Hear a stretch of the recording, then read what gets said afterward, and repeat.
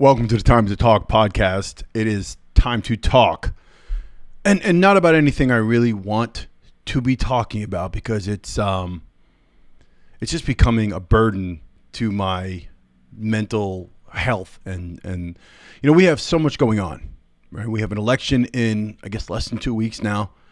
And here in the States, we are faced with two candidates that are equally as unqualified to run our nation, especially considering what we're going through with our economic stresses, inflation, the cost of goods and services and everything. And the people who are suffering because of that are our border crisis and immigration crisis, the possibility of nuclear war. We are 90 seconds from midnight on the doomsday clock.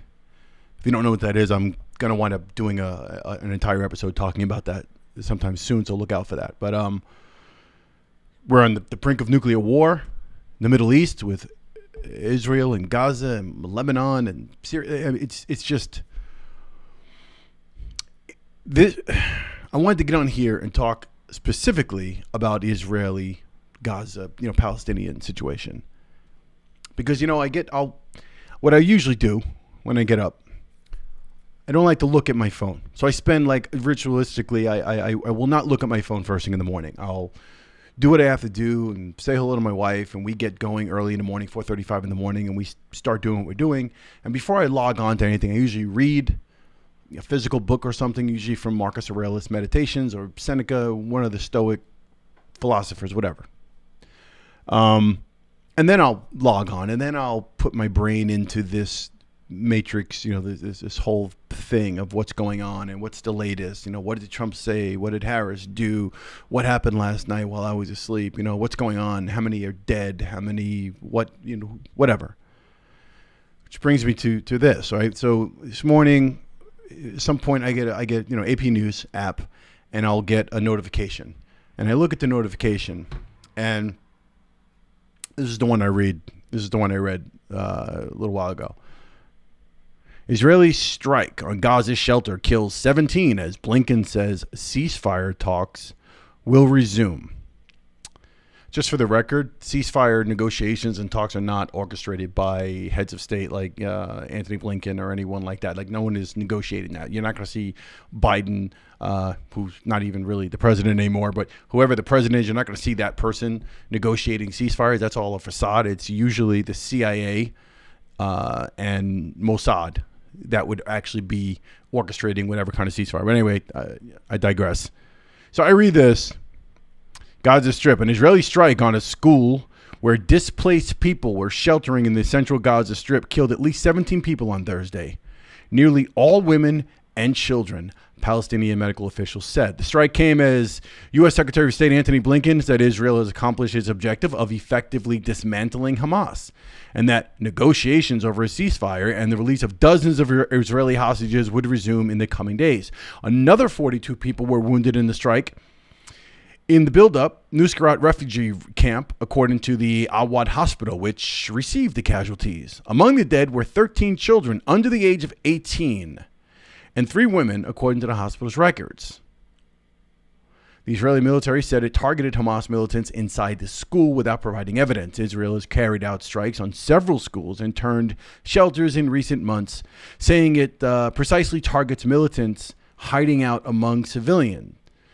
The strikes often kill women and children. It just goes on and on. And by that, I mean not only the article, but the actual what's happening.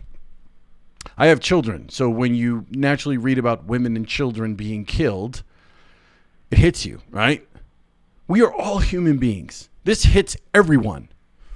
And I want to make something, I'm frustrated. So you're going to feel that in this particular episode. My wife, when I read that and I talked to her this morning about it, I was fired up. It was probably whatever time in the morning, and I was on fire reading that. This has to stop. This has to stop. This whole idea that Hamas is hiding amongst civilians in a school which has already been blown up and is being used as a shelter for women and children. But there's a Hamas militant in there.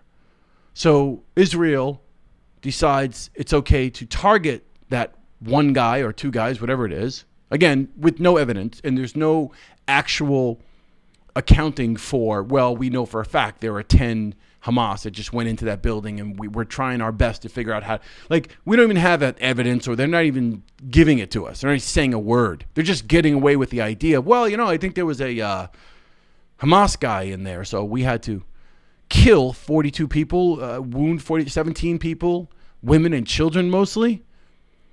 Really? That's the answer? That's the excuse? And let me make something abundantly clear before I utter another angry word. It has nothing to do with my Jewish brothers and sisters.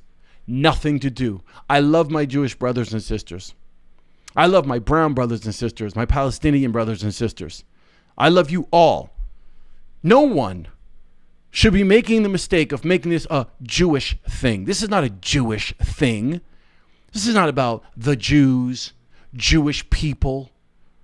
No one should have those feelings. You should not be thinking about hurting Jewish people and that October 7th was okay.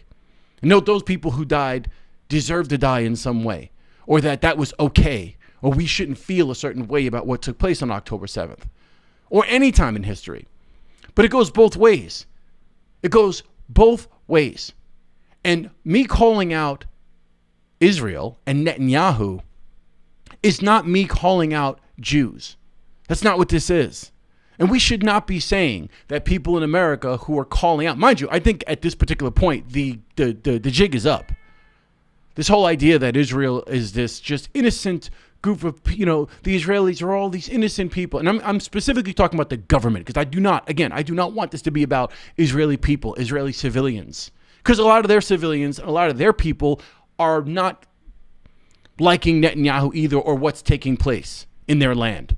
Let's be really clear about that. When I'm saying what I'm saying, I'm talking about the Israeli government and military, specifically Netanyahu. Okay? The jig is up. And most in the West now, which we've been fooled for years, we have been fooled because of the Israeli lobby, because of the fact they control Congress and the media, and they have their hand in everything. And we've gotten this narrative that, oh, well, they're just defending themselves. Oh, they're just defending themselves. Well, we got to stand with Israel, stand with Israel. And it's still going. The only difference now is people are waking up because of alternative news sources. And I'm not talking about CNN. I'm talking about alternative news sources where we're able to see what's going on. So what are they doing? They're trying to stop that. They're trying to shut it down. You want to know the real reason why TikTok, why the whole thing with TikTok happened with trying to shut it down? It wasn't just because it was a Chinese company and we were upset that a Chinese company owned it and had so much. That's not what it was about. It was about the fact that a lot of the information on TikTok was reflecting the feelings and sentiments of people who knew what was going on in Gaza and the amount of Palestinians that were being killed. And all of that, they wanted to kill. They wanted to stop that. They need to shut that down. There's too much dissent against Israel. There's too many anti-Israel sentiments showing up on that platform. That's why they wanted to shut it down. That's why the EU has their digital censorship apparatus in place, working with the Democrats on our side as well, and in Brazil, and in France. All of them working to shut things down, to moderate content. Let's go after Musk because X platform is allowing too many anti-Israeli posts and content, which we must moderate because it might be hate speech. This is what's going on. But the whole jig is up because this idea that they're going to continue to get away with genocide is what it is, pure and simple. There is no more hiding. There's no more excuses for you. Any of you who are supporting and acting as if Israel is some need to be protected. We need to give them trillions of dollars and more bombs to kill brown people. You have a problem. Wake up and recognize the fact that you probably have children yourself. We all want to live as human beings. We want to wake up, kiss our children good morning, and kiss them good night. And in between, we want to do as much as we can to love one another. We all want to wake up and have food and enjoy our lives and go through our stresses as human beings. It doesn't matter the color of our skin, our religion, who we choose. Like, there's no way.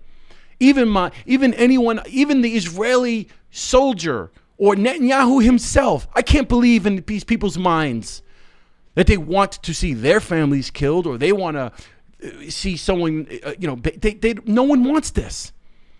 We just get so caught up in the nonsense. It has to stop. And I am tired. We are in a situation where we're arguing and fighting every day online. And, we're doing podcasts and we're talking about Kamala Harris and Donald Trump and who the worst of the worst. And they're both this and that one. And we're making fun of, and then, Eminem and Barack Obama came out and this one did that and this one's doing this.